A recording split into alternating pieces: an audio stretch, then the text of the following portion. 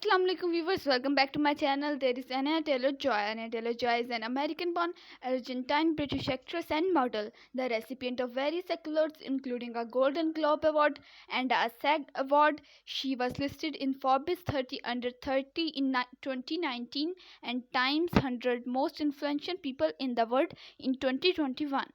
Anya was born on April 16, 1996 to Miami, Florida to Dennis Allen Taylor, a former international banker turned two-times Union International Mountain World Champion powerboat racer who was awarded a MBE in the 1982 New Year Honours for service to the British community in Buenos Aires and an OBE in 1998, and Jennifer Medina Joy, a physiologist. Her father, who also was the director of a private jet her company is an Argentine of Argentinian and Scottish ancestry, and her mother is a Zambian of English and Spanish ancestry. She is the youngest of six siblings.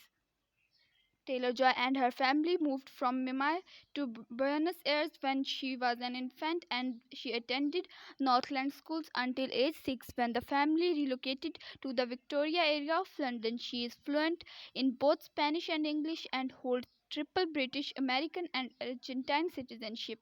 Taylor-Joy experienced the move to traumatic and refused to learn English in hopes of moving back to Argentina. She was educated at Hill House and attended Queen's Gate School acting in school productions. She dropped out of school at the age of 14, citing bullying from her classmates as the reason. She recalled, Argentina is all green and I had horses and animals everywhere. All of a sudden, I was in a big city and did not speak the language. I did not really feel like I fitted in anywhere. I was too English to be Argentine, too Argentine to be English, too American to be anything. The kids just did not understand me in any shape or form. I used to get locked in lockers. I spent a lot of time in school crying in bathrooms. Taylor-Joy moved to New York and spent the next 2 years between the United States and England. At age 16, she was scouted as a model by Storm Management founder Sarah Dawes. While walking outside of her department store in Knightsbridge, London, it was through her modeling that she met and signed with an acting agent.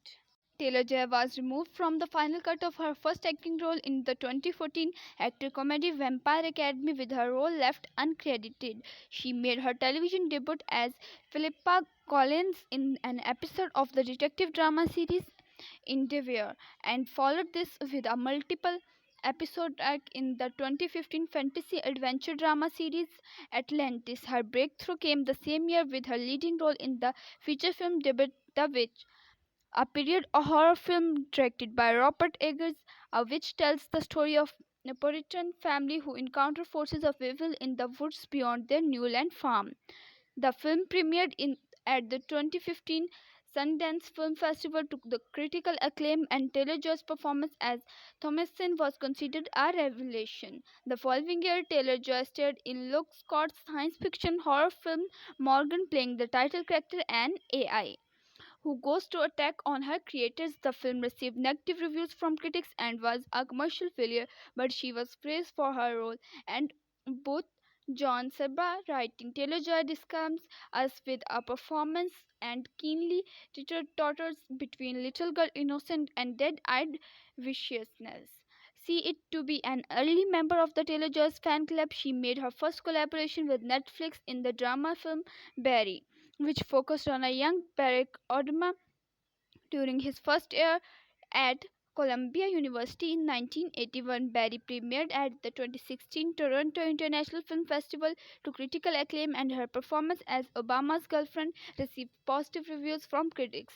Writing for The Atlantic's David Sims described her as a delightful romantic foil, a difficult task given that viewers know the future of Obama's love life. Taylor-Joy's likeness was used for the character Valkyria Khan on the 10th anniversary cover of Pleasant and subsequently on the 7th, 8th, 9th, and 14th books in the series of the same name. From photographs provided to HarperCollins by Storm Management, she also appeared in the music video for Skrillex's remix of GTA's song Red Lips. Taylor-Joy starred in three dark films released in 2017. The first of these was opposite to James McAvoy in M. Night Shyamalan's Spirit. The film has her playing Cassie Cook, a young girl abducted by a mysterious man with multiple personalities. The film was a commercial success, grossing $278.5 million on a budget of $9 million.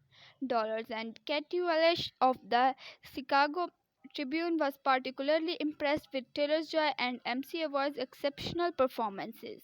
Her most critically acclaimed film that year was Corey Finley's directional debut Thoroughbreds, co-starring Olivia Cooke and Anton Yelchin. In 2020, Taylor-Joy starred alongside Johnny Flynn and Josh O'Connor and Emma Woodhouse in Autumn de Wilde's directional debut Emma, a film adaptation of Jane Austen's 1850 novel of the same name, with a worldwide gross of $26 million against its $10 million production cost. The film was considered a box office success due to the fact that it was released during the early stages of the COVID-19 pandemic. The film and her performance received positive reviews from critics, and her chemistry with Flynn was considered its prime asset.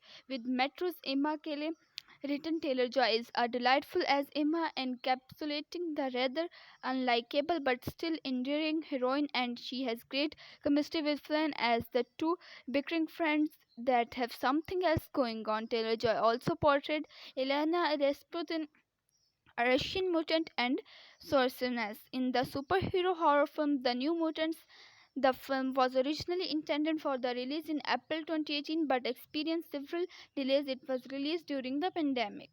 Taylor-Joy achieved global recognition when she headlined the Netflix miniseries The Queen's Gambit, playing Beth Harmon, a chess prodigy struggling with drug and alcohol addiction as she strives to become the world's greatest chess player. Both the series and her performance received widespread critical acclaim, and on November 23rd, 2020, Netflix announced that the series had been watched by 62 million households since its release, becoming Netflix's biggest scripted limited series to date. Darren Francis of Entertainment Weekly called her performance darkly fascinating and noted how she excels in the quiet moments.